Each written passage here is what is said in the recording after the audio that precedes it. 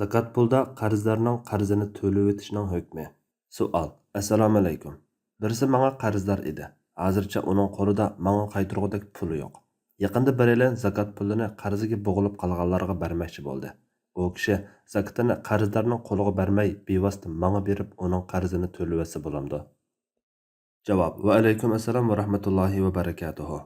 Barliq hamd sanolar Janobi Allohga bo'lsin. Shundaqla payg'ambarimiz sallallohu alayhi va sallamga, oila tavobatlarga, ashablarga va u zotga toki qiyomatgacha ergashganlarga durud va salomlar bo'lsin. Ilohiy shariat, zakat, miros va boshqa pul molga munosabatli qonun belgilamalari orqali boylarning qo'lida aylanadigan bo'lib qolmaslik uchun uni takshilash va aylantirish orqali jamiyatdagi iqtisodni jonlantirishni ko'zlaydi. Şoңlашqa, baylarning mol-mulkida zakatni farz qilgan va uni faqir miskinlarga, qarzdorlarga va boshqa ehtiyojli o'rinlarga berishga buyurgan. Fuqaholarimiz ehtiyojli o'rinlarning zakatni talab qilish haqqi, ularning zakat olib imkoniyat va boylik holatiga o'tishi, ya'ni faqirning boy bo'lishi, qarzdorning qarzdan xalos bo'lishi deb muayyanlashtirgan.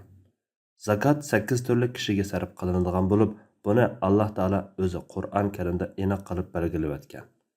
Zakat faqat faqirlarga, miskinlarga, uni yig'adigan xodimlarga, dillarini islomga moyil qilish ko'zda tutilganlarga, qullarni ozod qilishda, qarzdorlarda, Allohning yo'lida va ibn sabillarda beriladi. Bu Allohning belgilamasidir. Alloh bandalarining manfaatini obdan bilguchidir. Hikmat bilan ish qilguchidir. Mazkur oyatdagi zakat sarf qilinadigan 8 o'rinning 6-si bo'lgan qarzdorlar degan tur qo'lda qarz qaytargudek puli yo'q kishilarni ko'rsatadigan bo'lg'achqa, zakatni qarzni qaytargudek puli yo'q qarzdorga berishga bo'ladi. Buningda barliq olimlar birdek ittifoq. Hadisda bu haqda ko'rsatma kelgan.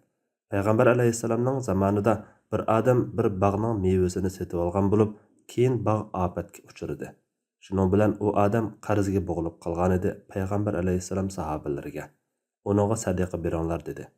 Sahobalar uninga xali ko'p miqdorda sadaqa bergan bo'lsa-mu, lekin uning qarziga chiqishmadi. Shuning bilan Payg'ambar alayhissalom qarz egalariga uningda barni pulinglarga nisbatlashtirib elinglar, qolganidan voz kechinglar dedi. Mazkur hadisda Payg'ambar alayhissalom sahobalarni qarzdorga sadaqa qilishga buyurgan. Bu sadaqa zakatni o'z ichiga oladi. Qarzdorga zakat berishga joiz bo'lishi uchun ikki nuqtani oydinlashtirish lozim. Biri, qarzdorning qarzini qaytargudek puli bor yo'qligini aniqlab beqish lozim. Chunki ilkida bor pul meli ustidagi qarzini to'lashga yetadigan kishi qarzdorlik sifati bilan zakat olsa bo'lmaydi. Yana biri, qarzning to'lash vaqti kelgan qarz bo'lishi kerak. Tex to'lash vaqti kelmagan, masalan, bu yil emas, kelar yili to'laydigan qarz bo'lsa, u kishi qarzdor hisoblanmaydi. Va u kishiga qarzdor sifatida zakat berishga bo'lmaydi. Yana qarzi bor, lekin qarzini har oyda ishlab kirim qilib to'lab ketaoladigan kishilarga ba'zi olimlarning qarshida zakat berishga bo'lmaydi. Masalan, bir kishining $1000 qarzi bor, lekin bu kishi har oyda oladigan maoshidan $100 tejab qolsa, qarzini 10 oyda qaralga bo'lib to'lab bo'ladi. Ba'zi olimlar yuqorqi ikki ahvolda o'xshashli qarzdor bo'lganlik uchun zakat beriladi deydi.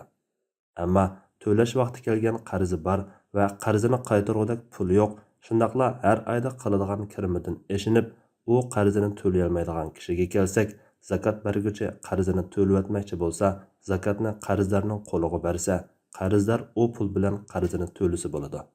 Agar u berilgan zakat pul bilan qarzini to'lamagan, balki qarz egisi u qarzdan o'tib o'tgan bo'lsa, yoki u qarzni boshqalar to'lab etsa, yoki qarzdor uni boshqa puldan to'lab etsa, uning qiyinchiligi hal bo'lib bo'lganligi uchun kuchli qarashda u zakat pulni zakat berguchiga qaytaradi. Yana qarzdor zakat berguchini qarzni ado qilishda vakil qilsa, zakat berguchi zakat pulni qarzdorga bermayla vakil sifatida qarzni to'lab etsa bo'ladi.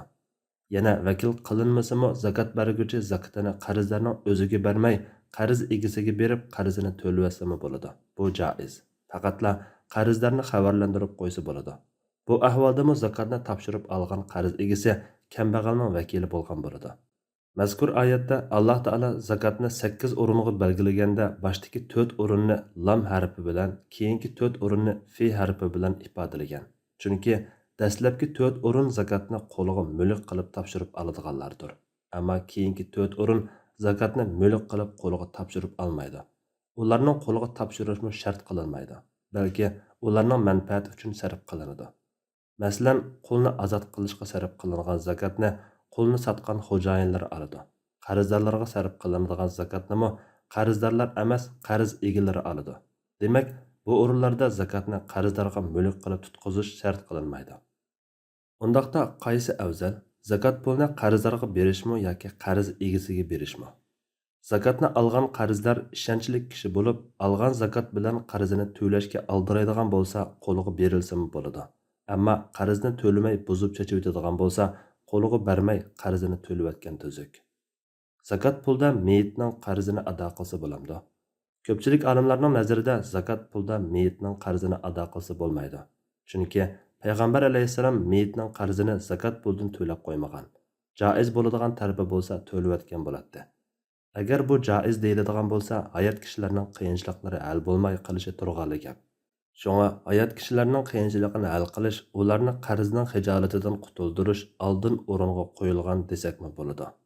Bu yerda shuni eskartib qo'yish kerakki, zakotni qarzdorga berish joiz bo'lishi uchun qarzdor u qarziga aroq sharab ichish, aysh ishrat va qimar o'ynash qatorliq gunoh ma'siyatlari sababidan bo'g'ilgan bo'lmasligi, shundaqla mubah ishlarda bo'lsa-mu pulni buzib chechib bo'g'ilgan bo'lmasligi kerak. Chunki bu ahvolda qarzga bo'g'ilganlarga zakot berib, qarzini to'lash ularning qilmishlariga yordam berganlikdan boshqa ish emas. Bu boshqalarning shunday qilishiga tashviq qilish bo'lib qolishi mumkin. Agar gunoh ma'siyatdan tavba qilgan bo'lsa, andin qarzini zakotdan to'lab qo'yishga bo'ladi. Valhasil, yuqorqi shartlar va ahvollarni ko'zda tutgan asosda zakotni qarzdorning qo'liga bermay bevosita qarz egasiga berib, uning qarzini to'lasa bo'ladi. Alloh eng to'g'risini bilguridir. Fatvoda Doktor Abdul Aziz rahmatulloh. Fatvolar majmuasi 3-tom.